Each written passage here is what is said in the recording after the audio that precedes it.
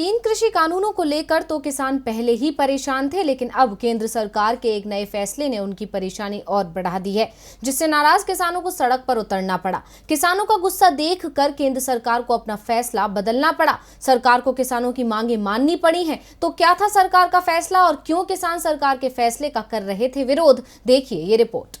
किसानों ने 1 महीने में 2 बार सरकार को अपना फैसला बदलने को मजबूर किया है। पहले करनाल में किसानों ने मनोहर लाल खट्टर सरकार को झुकाया, तो अब की बार मोदी सरकार को झुकने पर मजबूर कर दिया। और ये सब हुआ सरकार के उस फैसले के चलते जिसमें किसानों की धान खरीद का समय अचानक बदल दिया गया था। 1 अक्टूबर से किसानों की धान खरीदी शुरू की जानी थी, लेकिन केंद्र सरकार ने इसे 11 अक्टूबर तक टालने का ऐलान कर दिया और इसके पीछे वजह मौसम को बताया गया। केंद्र सरकार का तर्क है कि इस बार बारिश का मौसम देर तक चला है, जिस कारण धान की फसल में अभी नमी बनी हुई है। 10 दिन का समय किसानों को मिलेगा तो वो आसानी से मंडी में अपनी फसल बेच पाएंगे, जबकि किसानों का दावा था कि उनकी फसल में नमी सरकार की तय सीमा से काफ़ी कम है। इसीलिए सरकार को बिना देर किए फसल खरीद शुरू करना चाहिए।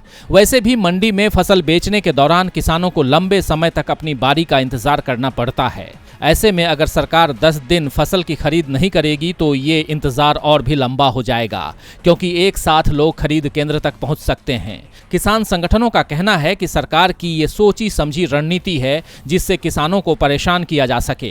पहले 3 कृषि कानून लाए गए और हमारे विरोध को मोदी सरकार 1 साल से नजरअंदाज कर रही है और अब धान खरीदने को तैयार नहीं दिख रही है, जिस कारण हमें सड़क पर उतरना पड़ रहा है।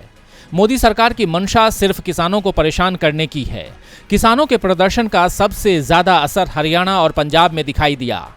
हरियाणा में किसान कुछ ज्यादा ही गुस्से में दिख रहे थे और उनके गुस्से का निशाना बीजेपी की प्रदेश सरकार बनी।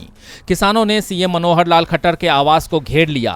किसानों को गुस्से में देखते हुए सीएम आवास पर भारी संख्या में पुलिस बल को तैनात किया गया था, लेकिन किसान अड़ गए। किसानों ने हरियाणा सरकार के मंत्री और बीजेपी विधायकों के आवास का भी घेराव किया, जिसके बाद सरकार को एक बार फिर किसानों के आगे झुकना पड़ा है।